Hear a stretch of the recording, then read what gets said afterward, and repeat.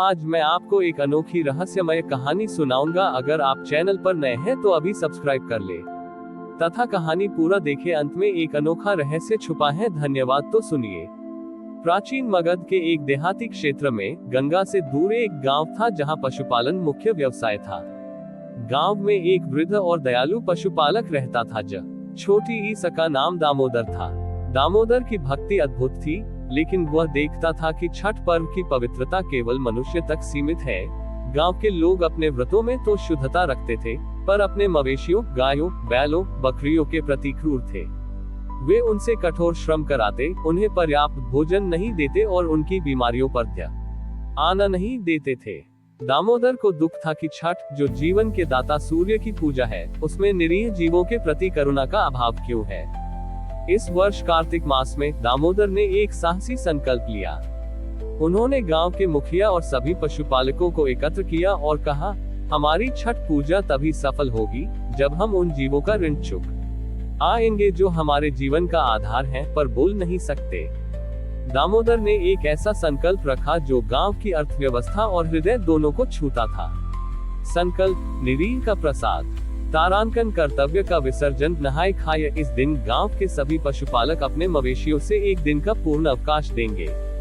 कोई भी जानवर हल नहीं जोतेगा, कोई बोझ नहीं उठाएगा और उनसे कोई दूध नहीं निकाला जाएगा। ये पशुओं के श्रम के प्रति सम्मान का प्रतीक होगा। तारांकन, दया का अर्पण। खरना के दिन व्रतधारी महिलाएं जो भी प्रसाद बनाएंगी, चाहे वह खीर हो या ठेकुआ, उसे मनुष्य के खाने से पहले उन्हें अपने सबसे कमजोर, बीमार या सबसे बुरे मवेशी को प्रेम पूर्वक खिलाना होगा। ये निरीह जीवों के प्रति दया और प्राथमिकता का प्रतीक होगा। तारांकन, आवाजहीन का अर्घ्य। संध्या अर्घ्य के समय व्रती नदी के जल में खड़े होंगे। उनके हाथ में कोई फल या प्रसाद नहीं होगा। इसके बजाय वे एक छोटी खाली टोकरी, जो पशुओं के भोजन का प्रतीक थी, को जल में डुबोकर सूर्य की ओर देखेंगे। इस दौरान वे मन में अपने सभी मवेशियों से उनके श्रम और त्याग के लिए क्षमा मांगेंगे। गांव के पशुपालकों को ये संकल्प अजीब लगा। एक दिन का काम रोकना उनके लिए नुकसान था और प्रसाद पहले जानवर को देना तो परंपरा के विपरीत था। लेकिन दामोदर की आंखों में करुणा और दृढ़ता इतनी थी कि वे मना नहीं कर पाए। षष्ठी की शाम आई। घाट पर प्रसाद नहीं, बल्कि हजारों खाली प्रतीकात्मक टोकरियां थीं। व्रतियों ने अपनी सबसे कमजोर गायों और बैलों को प्रसाद खिलाकर अर्घ्य के लिए जल में प्रवेश किया। जब दामोदर ने अपनी टोकरी जल में डुबोई और मन ही मन क्षमा मांगी, तो डूबते सूर्य की किरणें सीधे जल की सतह पर पड़ी। उस क्षण नदी के जल से एक अत्यंत मधुर और शांत रंभाने गाय की आवाज की ध्वनि आई। ये ध्वनि किसी जानवर की नहीं थी, बल्कि शुद्ध करुणा का नाद था। उसी समय आकाश में सूर्य के चारों ओर सफेद और भूरे रंगों का एक अद्भुत इंद्रधनुष बन गया, जो मवेशियों के रंगों का प्रतीक था। दामोदर ने कहा, छठी मैया ने हमारी करुणा की ध्वनि सुन ली है। उन्होंने हमें बताया है कि हमारा जीवन उन जीवों के त्याग पर टिका है जो बोल नहीं सकते। सच्चा प्रसाद वह है जो सबसे पहले उस प्राणी को मिले जो सेवा तो करता है, पर मांग नहीं सकता। अगले दिन सप्तमी को गांव के लोगों ने अपने मवेशियों के साथ छठ मनाया। उन्होंने महसूस किया कि उनके पशु पहले से अधिक स्वस्थ और शांत लग रहे थे।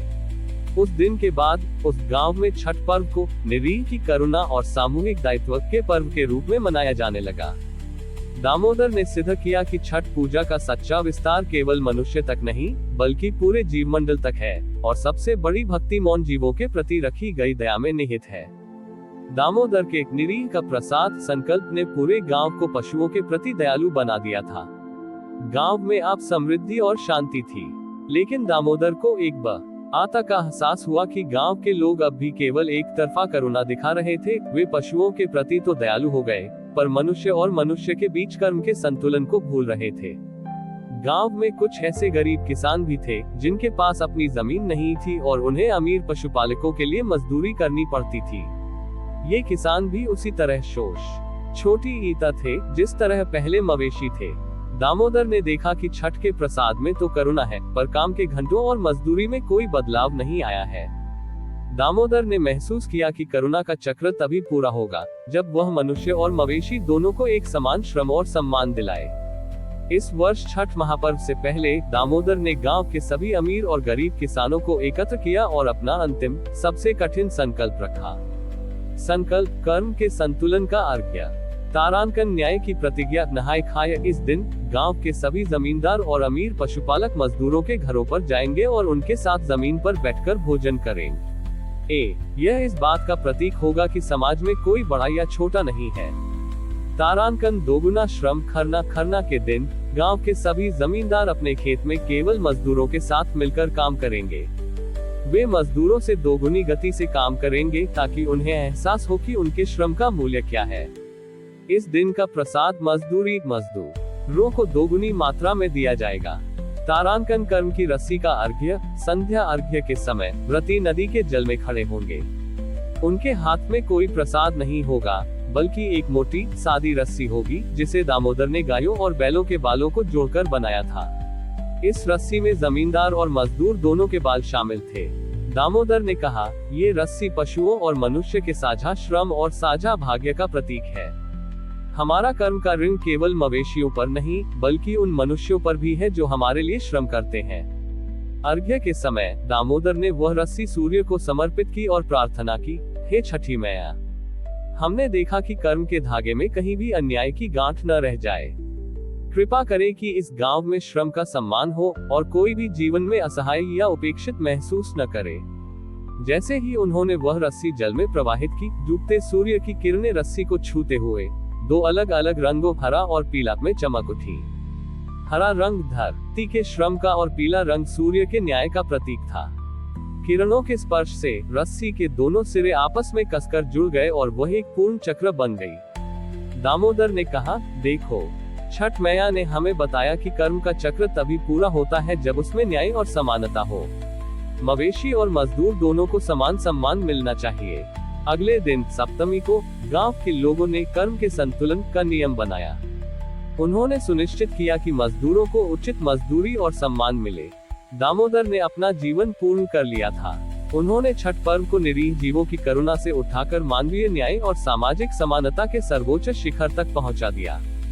दामोदर ने सिद्ध किया कि छठ पूजा का सबसे बड़ा प्रसाद न्यायपूर्ण समाज है और सेवा का चक्र तभी पूरा होता है जब हम हर प्राणी के श्रम और अस्तित्व का सम्मान करते हैं।